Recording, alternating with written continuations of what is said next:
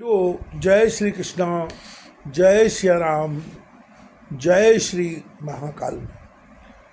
भगवान श्री कृष्ण निरंतर अपने प्रिय सखा अर्जुन को गीता उपदेश के माध्यम से ज्ञान योग, भक्ति योग, निष्काम कर्म योग, उपासना, सभी प्रकार का सांख्य योग, सभी प्रकार का ज्ञान श्रवण करा रहे हैं। श्रीमद् भगवद गीता के अध्याय 18 के प्रथम श्लोक में अर्जुन भगवान से प्रश्न करते हैं, संन्यासस्य महाभावो तत्त्वमिच्छामि वेदितुम त्यागस्य च ऋषिकेशा पृथक केश निषूदन। अर्जुन भगवान कृष्ण से कहते हैं कि हे महाभावो, हे अंतर्यामिन, हे वासुदेव, मैं संन्यास और त्याग के तत्व को पृथक पृथक जानना चाहता हूँ।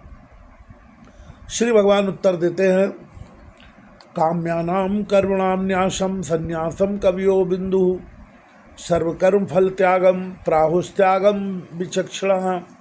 श्री भगवान कहते हैं कि कितने ही पंडित जन तो काम कर्मों के त्याग को संन्यास समझते हैं तथा दूसरे विचार कुशल पुरुष सब कर्मों के फल के त्याग को त्याग कहते हैं। भगवान आगे व्याख्या करते हुए कहते हैं, स्त्री पुत्र धन आदि प्रिय वस्तुओं की प्राप्ति के लिए तथा रोग संकट आदि की निवृत्ति के लिए जो यज्ञ, दान, तप और उपासना आदि कर्म किए जाते हैं उनका नाम काम कर्म है। ईश्वर की भक्ति, देवताओं का पूजन, माता पिता आदि गुरुजनों की सेवा, यज्ञ, दान और तप तथा वर्णाश्रम के अनुसार आजीविका द्वारा गृहस्थ का निर्वाह एवं शरीर संबंधी खान पान इत्यादि जितने कर्तव्य कर्म हैं उस सब में इस लोक और परलोक की संपूर्ण कामनाओं के त्याग का नाम सब कर्मों के फल का त्याग है। भगवान आगे श्लोक क्रमांक 3 में अर्जुन को समझा रहे हैं, त्याज्यम दोष बदित्ते के कर्म प्राहुर्मनीषिणः यज्ञदान तपा कर्म ना त्याज्य मिति चापरे।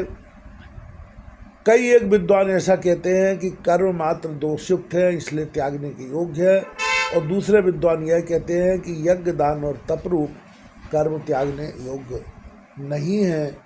भगवान श्री कृष्ण अगले श्लोक क्रमांक 4 में पुनः कहते हैं, निश्चयं शृणु मे तत्र त्यागे भरत सत्यम त्यागो ही पुरुष व्याघ्र त्रिविधाशम प्रकीर्तितः।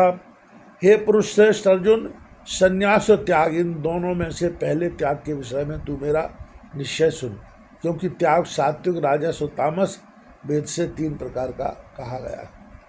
यज्ञदान तपा कर्म न त्याज्यम कार्यमेव तत् यज्ञोदानम तपस्यैव पावनानि मनीषाम।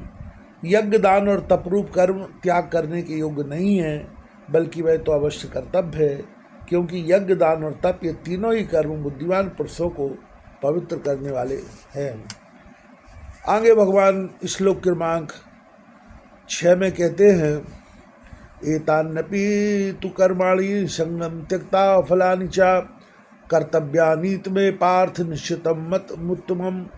इसलिए हे पार्थ, इन यज्ञ, दान और तपरूप कर्मों को तथा और भी संपूर्ण कर्तव्य कर्मों को आसक्ति और फलों का त्याग करके अवश्य करना चाहिए।